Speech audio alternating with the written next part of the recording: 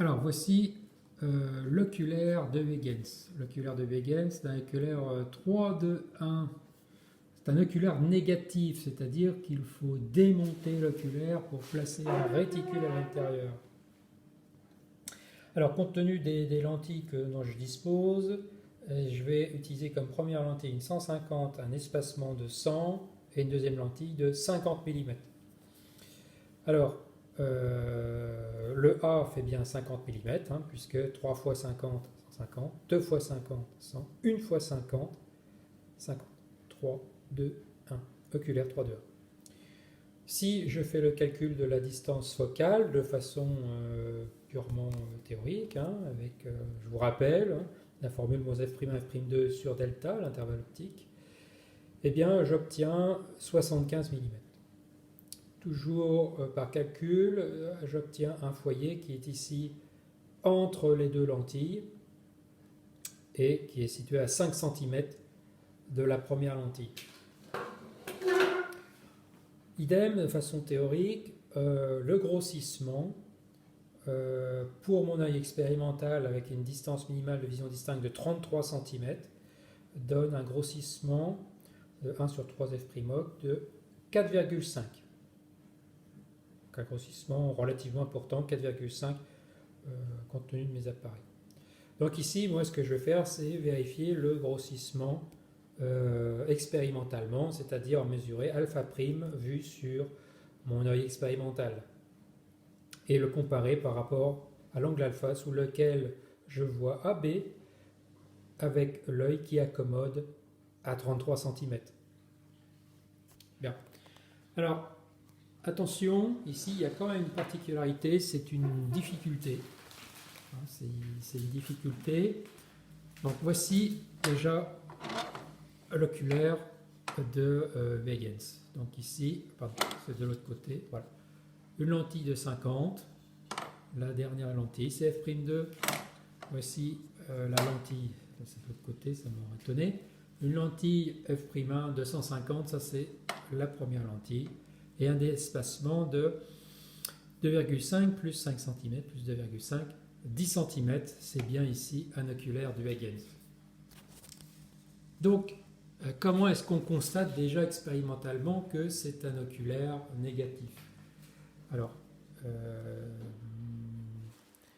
je vais être obligé d'enlever ce pied. Vous allez voir. Ah non, je ne vais pas l'enlever.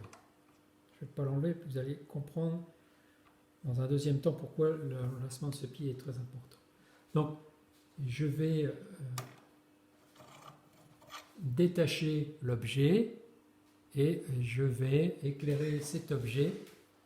Donc, vous voyez là, j'ai l'œil expérimental qui vise le punctum remotum, et voici ce qu'on voit sur la rétine.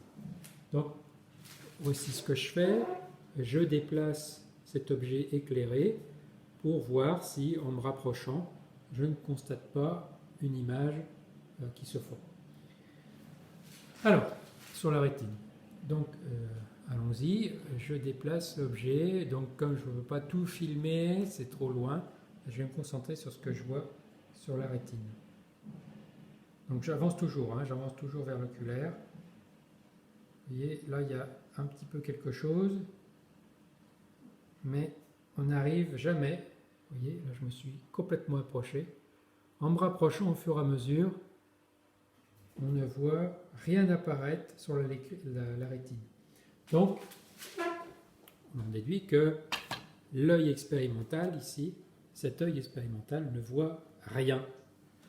Donc, l'image ici formée de l'objet, celui-ci, ne sort donc pas à l'infini. La prime P' n'est pas à l'infini, puisque l'œil bloqué pour l'infini ne le voit pas. Mais en fait, c'est un objectif négatif.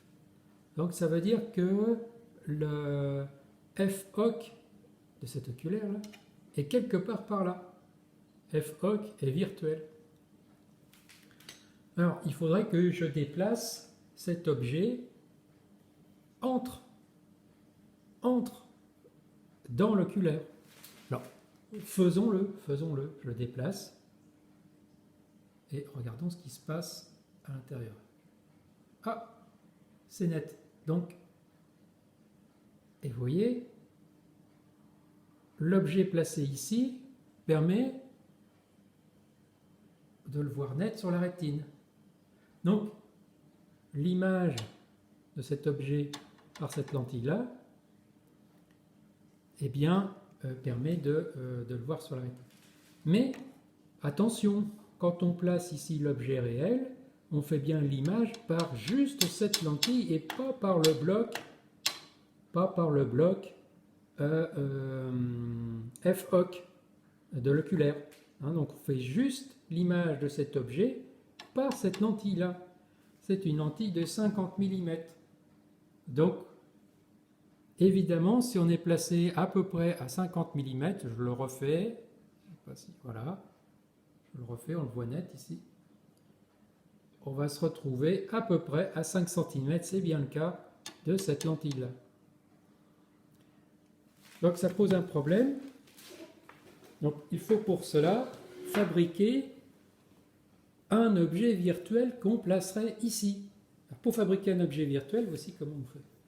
Donc je replace mon objet là où il doit être.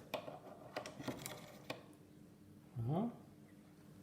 Et je vais faire l'image de cet objet, alors je décale tout, hein.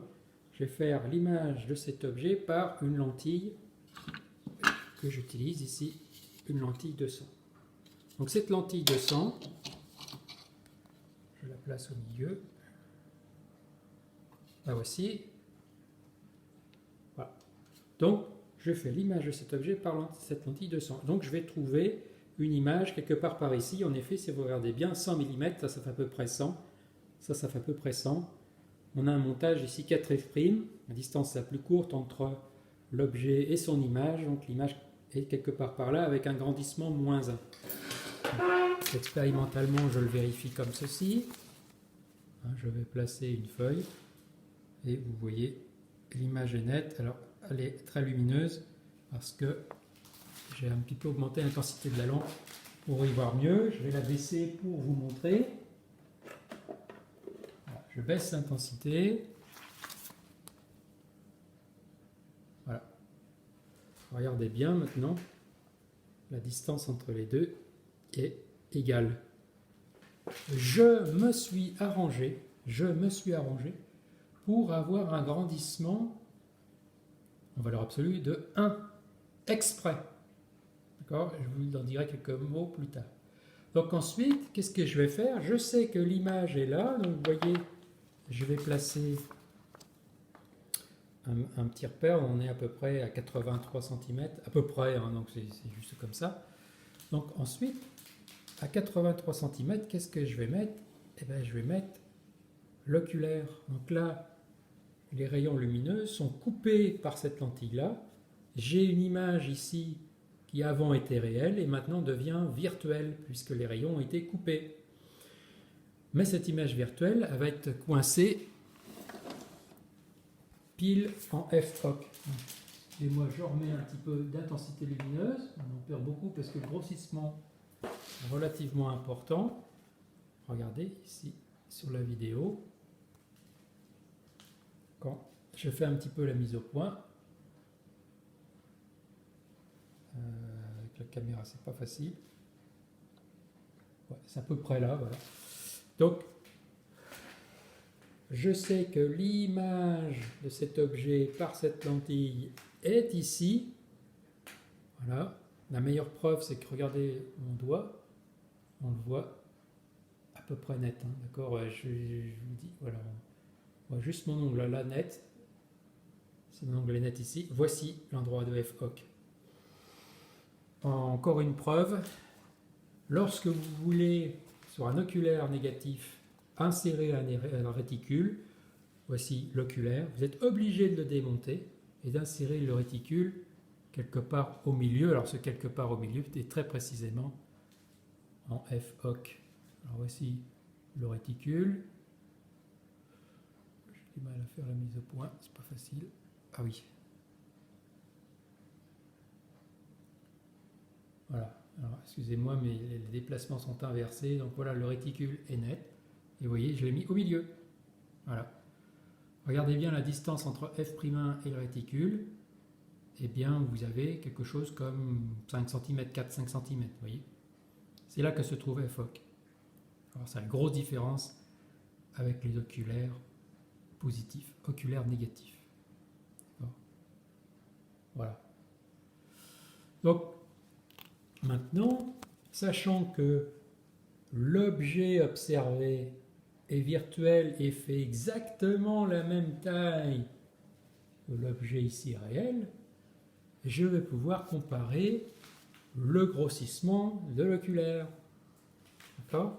Si ici, avec ce petit système, j'avais agrandi cet objet, il aurait fallu que je regarde cet objet agrandi avec un œil au punctum proximum, sans l'oculaire, pour voir sous quel angle je l'observe. Donc, en ne changeant pas le grandissement de l'objet, je peux donc utiliser l'ancien alpha que j'avais trouvé, c'est-à-dire 0,5. Je ne sais pas si j'étais clair, c'est une partie un petit peu difficile ici. Les oculaires négatifs, c'est toujours un petit peu plus difficile et aussi plus difficile au niveau des constructions. Donc maintenant, avec mon petit système de feuilles, si je le retrouve, et je ne le retrouve pas, je vais pouvoir mesurer le grandissement. Alors je ne l'ai pas, donc je vais utiliser 1 mètre, ça va peut-être nettement moins pratique, ça ne va pas être pratique du tout. Alors, excusez-moi.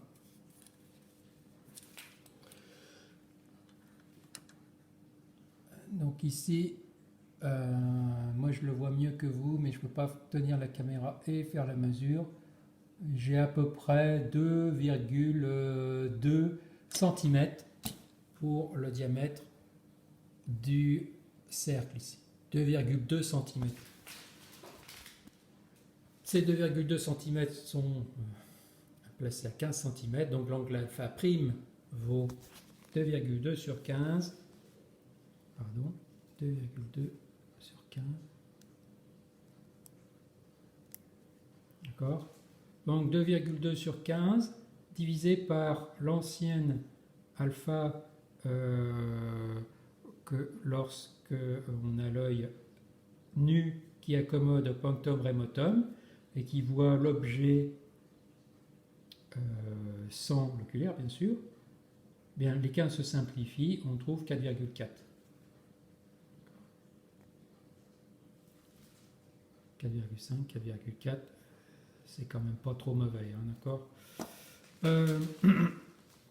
Vous avez en dessous le schéma explicatif, l'objet, donc l'objet, ici. La lentille de 100, alors mon schéma n'est pas très bien fait puisque cette distance-là égale cette distance-là. Donc simplement, cette lentille de 100 fait l'image de cet objet en FOC, là on a FOC, de telle sorte que FOC, de telle sorte que A1B1 devienne une image virtuelle. Dès qu'on a coupé les rayons ici, on a une prolongation de rayons en pointillé et l'image A1B1 devient virtuelle. En toute honnêteté, A1B1 devrait être à l'envers par rapport à AB. Bon, c'est pas grave, c'est simplement pour le principe.